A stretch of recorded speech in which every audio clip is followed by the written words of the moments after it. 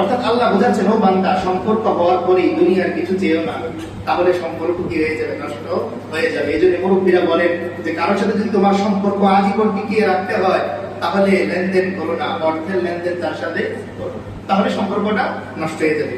আল্লাহ তাই করতেছেন যে ও বান্দা, আমার কাছে সম্পর্ক হওয়ার পরেই প্রথমেই গাড়ি চেয়েও, প্রথমেই বাড়ি চেয়েও না, জমি চেয়েও না, বরং প্রথমেই চাও ইয়াকা নাবুদু ওয়া ইয়াকা থেকে শুরু হবে। প্রথমেই বান্দা বলতেছে, আল্লাহ আমি আপনার ইবাদত করি, অর্থাৎ আপনি এত মেহেরবানি আমার উপর করেন, সুতরাং আমি আমার এই কুদরতি মাথা আপনার কুদরতি পায়ের সামনেই একমাত্র লোটাবো। আমি আমার হাতের তসবিহটা একমাত্র আপনার জিকিরেই ব্যবহার করব।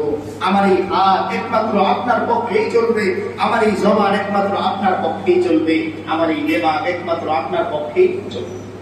এরপরে ওয়া ইয়াকা নাস্তাইন, আল্লাহ বুঝাচ্ছেন, ও বান্দা, তুমি যদি ইবাদত আমার করতে চাও, ঠিক সেখানেও আমার কি লাগবে? সাহায্য লাগবে, নয়তো তুমি পারবে না। নামাজে আসবে, হঠাৎ একদিন ঘরে চাল নেই, মন খারাপ, দেখো হঠাৎ করে শয়তান ধোঁকা দিয়েছে, তুমি আর আসতে পারবে না। এজন্য নেক কাজ করার ক্ষেত্রেও তুমি আমার কাছে কি চাও? সাহায্য চাও। আল্লাহ শেখাচ্ছেন, তাই বান্দা বলে ওয়া ইয়াকা নাস্তাইন, ও আল্লাহ, নেক কাজ করার ব্যাপারে একমাত্র আমি আপনার কাছেই সাহায্য চাই। নেক কাজ করার ক্ষেত্রে একমাত্র আমি আপনার কাছেই কি চাই? সাহায্য চাই। অর্থাৎ আপনি যদি আমাকে সাহায্য না করেন, তাহলে আমি নেক কাজ করতে পারব না। এরপরে বান্দা আবার বলতেছে, ইহদিনাস সিরাতাল মুস্তাকিম, ও আল্লাহ, দুনিয়ার গাড়ি বাড়ি আমার দরকার নেই, ইহদিনা, আপনি আমাকে দেখান, আপনি আমাকে দেখান। কি দেখান? সিরাতাল মুস্তাকিম, সিরাত মানে পথ, সিরাত মানে পথ, মুস্তাকিম মানে সরল পথ। নুরুল আনোয়ার কিতাবের মধ্যে আমাদের মাদ্রাসাগুলোতে সরল ব্যাখ্যা করা হয় নুরুল আনোয়ার কিতাবের নাম। এই কিতাবের মধ্যে মুস্তাকিম শব্দের তিনি ব্যাখ্যা করেছেন যে মুস্তাকিম কাকে বলা হয়? যে এমন এক সরল পথ, সোজা পথ, যেই পথে চলতে গেলে বান্দার কোনো ধরনের কষ্ট হয় না, ডানে বামে তাকাতে হয় না।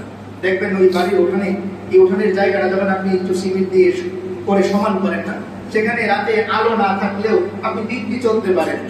আবার অনেক সময় দেখা যায় গ্রামে বিশেষ করে লম্বা রাস্তা, কিন্তু এই কৃষকরা যে বাড়িতে ফিরে লাইট নেই, বাতি তাদের হাতে নাই। যখন জিজ্ঞেস করা হয় এত লম্বা রাস্তা কিভাবে যান, বলে আমার রাস্তা মুখস্থ, রাস্তা আমার মুখস্থ। সে কোথাও কি হয় না, বাধার শিকার হয় না। তো মুস্তাকিম মানে হচ্ছে সরল পথ, যেই পথের মধ্যে ডানে বামে কোথাও তাকাতে হয় না, সোজা আল্লাহর দিকে চলে যাওয়া যায়। সিরাতে মুস্তাকিম, সোজা আল্লাহর পথ, যেই পথের শেষেই কাকে পাওয়া যায়? আল্লাহকে পাওয়া যায়। দেখেন, যখন আমি জানতে পারি যে আমার বাবা 1 মাইল দূরে অপেক্ষা করতেছে, এখানে একটা বোঝার বিষয়, ইহদিনাস সিরাতাল মুস্তাকিম আসলে মর্মটা কি?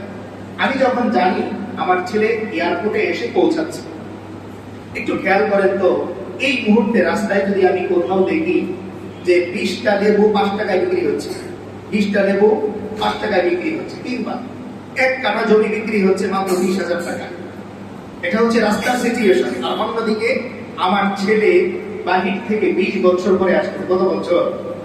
আচ্ছা বলেন তো, এই লোকটা গাড়ি থামিয়ে লেবু কিনবে, জমি কিনবে কেন?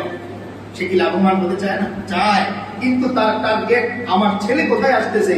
এয়ারপোর্টে আসতেছে, বিমানবন্দরে আসতেছে, আমার তাকে যে কি করতে হবে? রিসিভ করতে হবে। এই আয়াত থেকে আল্লাহ বোঝাতে চান, ও বান্দা, দুনিয়ায় চলতে যে বহুবার তোমার সামনে গুনাহের সুযোগ আসবে, কিন্তু তোমার টার্গেট তো আমি আল্লাহকে পাওয়া, তাই তুমি আমাকে পাওয়ার জন্য দুনিয়ার গুনাহগুলো ছেড়ে, তুমি আমাকে পাওয়ার জন্য দুনিয়ার লোক তুমি সামলে নিবে। দেখবে দুনিয়ার মানুষ তোমাকে গুনাহের দিকে ফ্রিতে সুযোগ দিচ্ছে না। দেখবেন কোথাও যদি এরকম গুনাহের কোনো কিছু উদ্বোধন হয়, নির্দিষ্ট করে বলবো না, কোথাও উদ্বোধন হচ্ছে, ছাড় দেওয়া হয় 50%, 60%। আল্লাহ বোঝাতে চান, ও বান্দা, গুনাহের জন্য ছাড় দেওয়া হলেও তোমার টার্গেট যেহেতু আমাকে পাওয়া, আমাকে খোঁজা, আমার পর্যন্ত পৌঁছা, তাই দুনিয়ার এই ছাড়ের গুনাহগুলোতে তুমি জড়িত হয়েও না। যদি জড়িত হও, আমাকে তুমি খুঁজে পাও।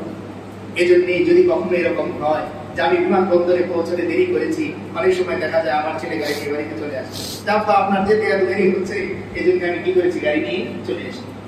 আচ্ছা, আমি তো দুনিয়ার ক্ষেত্রে আপনার ছেলে, আমার ছেলেকে পেলাম, কিন্তু আমি কিন্তু তাকে রিসিভ করতে পারিনি, আমি তাকে রিসিভ করতে পারিনি। ঠিক তেমনি আমার যে হায়াতের জিন্দেগিটা, এই জিন্দেগিটা দেয়া হয়েছে আল্লাহকে পাওয়ার সীমাদি, আল্লাহকে পাওয়ার সীমাদি।